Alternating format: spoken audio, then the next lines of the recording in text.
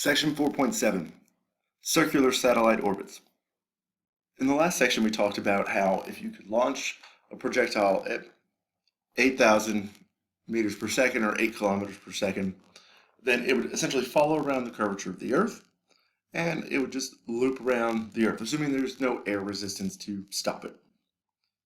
One thing about that path is that you would, as it falls around the Earth, you're going to form a circle, and you would get a circular orbit about the Earth. That would mean that the object was the same distance from the Earth at all times. It would also mean that it was traveling at the same speed. Okay? The force of gravity always points towards the center of the Earth, and that force of gravity is what's causing the object to turn.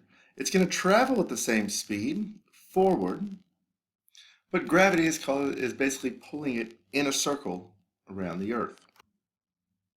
So when you have a circular orbit, the projectile, the object, is always moving perpendicular at a right angle to the force of gravity.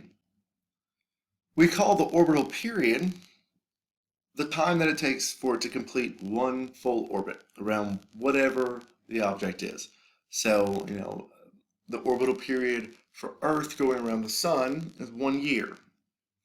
The orbital period for the Moon going around the Earth, about 28 days.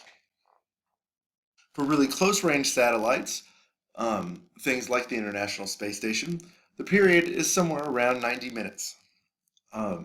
It goes around the Earth about once every hour and a half. If you go further away at a point that's about 5.5 times the Earth's radius, so 35,000 kilometers, about 17,000 miles, you reach a point where the orbital period is exactly 24 hours.